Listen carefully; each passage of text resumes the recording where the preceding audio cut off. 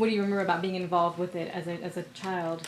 I just remember a lot of meetings and at Mrs. Todd's house, and sometimes there were meetings, I know, in lawyers' offices. I can't tell you who those lawyers were because I was, quite young at that time. I didn't know. And how old were you when? I'm the whole thing came down in 54, right? So by 54 I was 12. So I assume it started before then. So I was probably between 9 and 10. And what school did you go to? I went to Buchanan.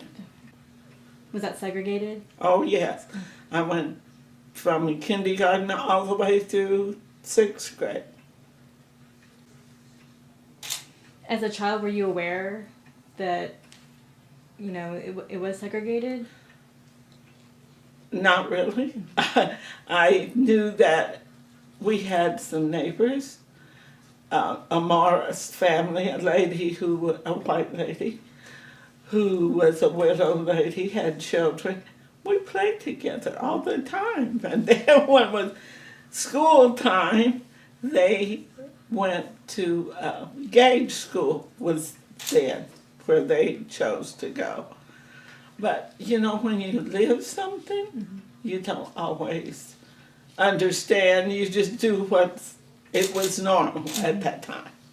So in 7th grade, is that when you started going to an integrated school? Yes. Okay. Yes.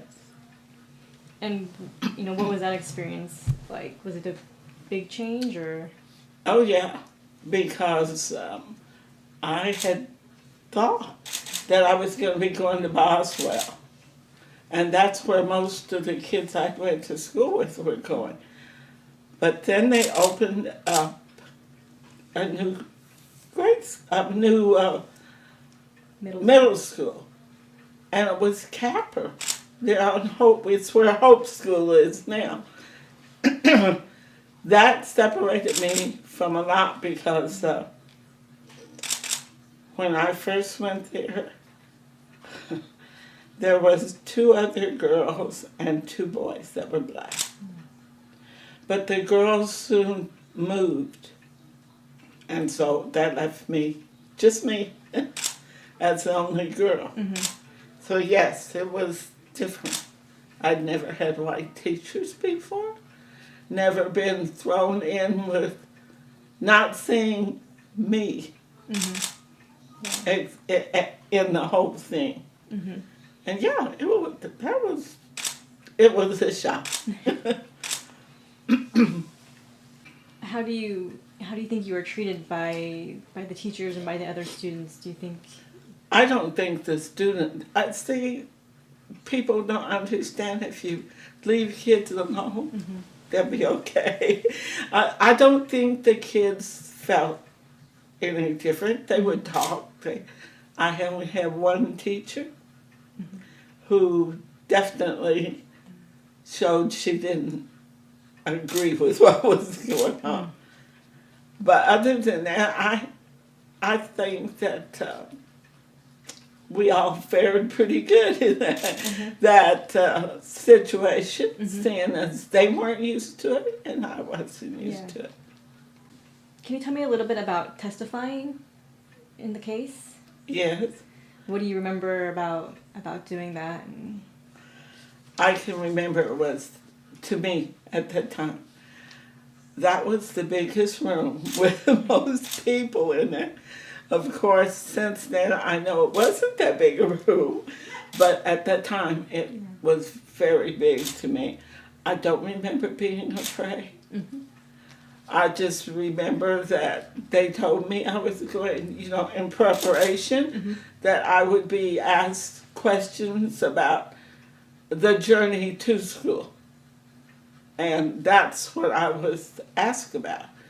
I think maybe the reason, at that time, maybe I was coming from the farthest away into being bused to school. Because I was past Gage Boulevard, which was about the city limit at that time. Yeah. So a bus would come pick you up at your house and Oh no, No. hon. I walked from my house, which was at that time the only street that was out there was Hillsdale, and my house sat probably all the way back to what is McAllister now. And we used to walk from what is now McAllister down to Hillsdale. And then from Hillsdale, I had to walk up 12, Huntoon. Or is that, it's Huntoon. Yeah. Up to Huntoon and Gage. And it was all right when it's a nice day like today, but there were no pavements.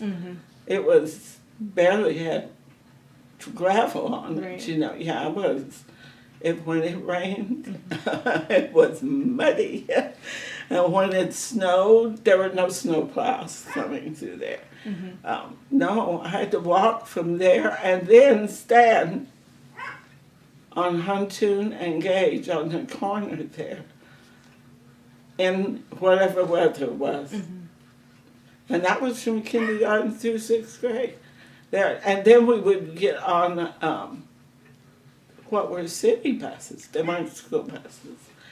I assume they had some deal with the city to pick us up. And we would ride from there all the way over to Buchanan. how long do you think that trip was? Oh my. I really couldn't tell you that because we made a lot of stops along the way, picking up other kids as weaving in and out of different areas,